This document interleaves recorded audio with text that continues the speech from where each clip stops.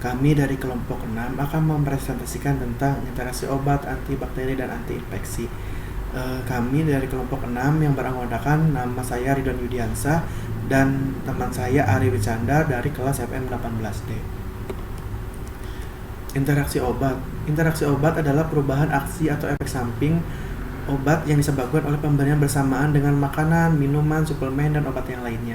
Ada beberapa penyebab interaksi obat, misalnya satu obat dapat mengubah farmakokinetik obat lain, atau interaksi obat dapat timbul dari kompetisi untuk reseptor tunggal atau jalur penisilnya. Risiko interaksi obat-obat meningkat dengan jumlah obat yang digunakan. Lebih dari sepertiga lansia di Amerika Serikat secara teratur menggunakan 5 atau lebih obat atau suplemen, dan 15% berisiko untuk mengalami interaksi obat-obatan yang signifikan. Antibiotik. Antibiotik adalah kelompok obat yang digunakan mengatasi dan mencegah infeksi bakteri. Obat ini bekerja dengan cara membunuh dan menghentikan bakteri berkembang biak di dalam tubuh. Antibiotik tidak dapat digunakan untuk mengatasi infeksi akibat virus. Antibiotik tersedia dalam bentuk 1 tablet, kapsul, dan cairan yang dapat Anda minum. Biasanya obat bentuk ini digunakan untuk mengobati sebagian besar jenis infeksi ringan dan sedang. Yang kedua ada lotion, semprot, dan tetes. Bentuk ini sering digunakan untuk mengobati infeksi kulit atau telinga. Yang ketiga ada suntikan. Bentuk ini dapat diberikan langsung ke dalam darah atau otot. Biasanya obat dalam bentuk suntikan digunakan untuk mengatasi infeksi yang lebih serius. Definisi dari antibiotik. Antibiotik itu berasal dari bahasa Latin, yaitu dari anti, lawan, dan bios yaitu hidup. Adalah zat yang dihasilkan oleh mikroba, terutama fungi dan bakteri tanah, dapat menghambat pertumbuhan atau membasmi mikroba jenis lain, sedangkan toksisitasnya terhadap manusia relatif kecil. Golongan antibiotik yaitu ada penisilin. Penisilin bekerja dengan cara mencegah ikatan silang rantai zat amino di dinding sel bakteri. Ini tidak mempengaruhi bakteri yang sudah ada sebelumnya, tetapi sel bakteri yang baru diproduksi dan memiliki dinding sel yang lemah sehingga mudah pecah.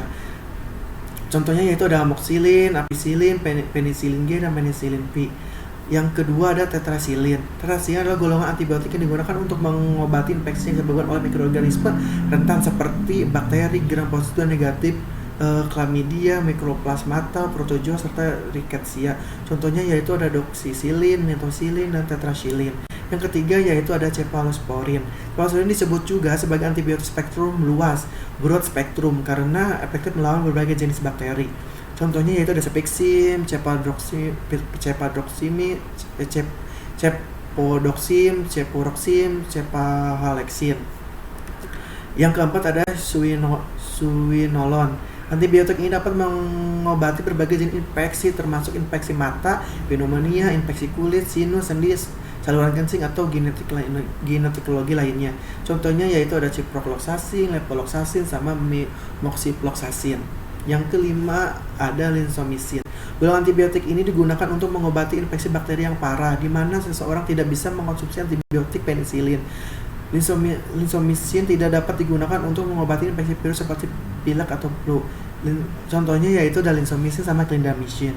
Yang keenam ada makrolid. Makrolid bekerja dengan cara menghambat sintesis protein yang dalam bakteri. Pada dasarnya obat ini bersifat bakteriostatik, namun dapat menjadi bakterisida pada tingkat konsentrasi tinggi atau tergantung pada jenis mikroorganisme. Contohnya yaitu ada azitromycin, clarithromycin, sama erythromycin. Yang ketujuh ada sulfonamid, merupakan golongan antibiotik yang secara teknis tidak membunuh bakteri seperti antibiotik lainnya. Golongan ini bersifat bakteriostatik yang berperan menghentikan pertumbuhan bakteri. Contohnya yaitu ada sulfacetamid, sulfadiazin, dan sulfametacozol. Yang kedelapan yaitu ada glikopeptid. Antibiotik golongan ini adalah jenis antibiotik yang bekerja dengan cara menghambat pertumbuhan dinding sel bakteri dengan cara menghambat sintesis peptidoglikan. Contohnya yaitu ada dalpanicin, oritapancin, teicoplanin, dan telapancin. Yang kesembilan aminoglikosida, merupakan jenis antibiotik yang digunakan dalam pengobatan infeksi basil gram negatif aerobik. Mungkin demikian, golongan ini juga efektif dalam melawan bakteri lain seperti Staphylococcus dan Mycobacterium tuberculosis. Contohnya yaitu ada tobramycin, gentamicin, paromomycin, amikacin, neomycin, sama plazomicin. Yang ke-10 yaitu carbapenem. Gulungan ini bekerja dengan cara menghambat sintesis dinding sel dan mengganggu pembentukan dinding sel. Contohnya yaitu ada doripenem, ada imipenem, meropenem, sama ertapenem. Resep yang diberikan oleh dokter yaitu yang pertama ada levofloxacin 500 mg, yang kedua ada metformin 500 mg, glimepiride 2 mg, dan ibuprofen 400 mg. Interaksi obat dalam obat tersebut antara metformin dan glimepiride yaitu bentuk interaksinya yaitu interaksi farmakodinamik. Mekanisme interaksinya itu antara kedua obat tersebut yaitu berpotensi meningkatkan risiko hipoglikemia atau gula darah rendah. Agar kedua obat tersebut dapat digunakan dengan aman, perlu dilakukan pemantauan gula darah yang sering. Kombinasi metformin dan glimepiride secara signifikan dapat menurunkan glukosa puasa, glukosa darah postprandial, kadar HbA1c.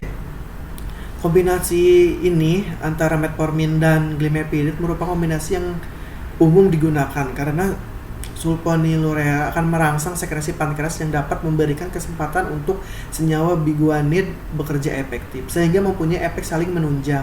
Khasiat keduanya akan menjadi semakin optimal dalam menekan hiperglikemia serta kelainan kardiovaskuler. Kombinasi metformin dengan glimepiride dapat menurunkan kadar glukosa darah lebih banyak daripada pengobatan tunggal masing-masing. Yang kedua adalah metformin dan levofloxacin. Metformin adalah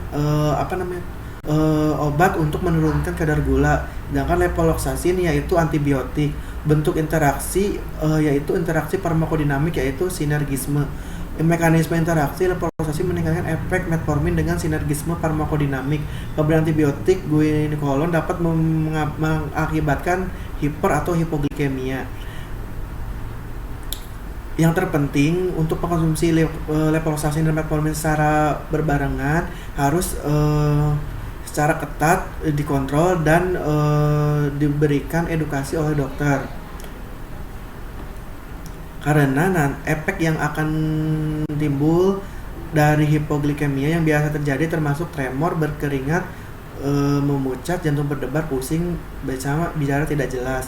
Sedangkan untuk hiperglikemia termasuk haus, mulut kering, peningkatan pengeluaran urin di malam hari lebih banyak, penurunan berat badan, capek, kelelahan, dan penglihatan kabur. Sedangkan kedua yaitu antara glimepiride dan levofloxacin, bentuk interaksinya yaitu interaksi farmakodinamik yaitu sinergisme. Mekanisme interaksinya yaitu sama seperti tadi metformin, tetapi yang terpenting adalah diawasi dan diberi peringatan pada pasien mengenai gejala hipoglikemia.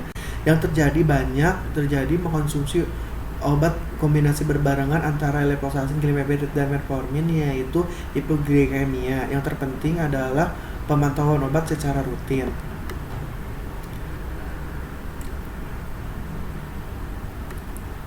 Sekian presentasi yang dapat kita sampaikan dari kelompok 6. Kurang lebihnya mohon maaf. Wassalamualaikum warahmatullahi wabarakatuh.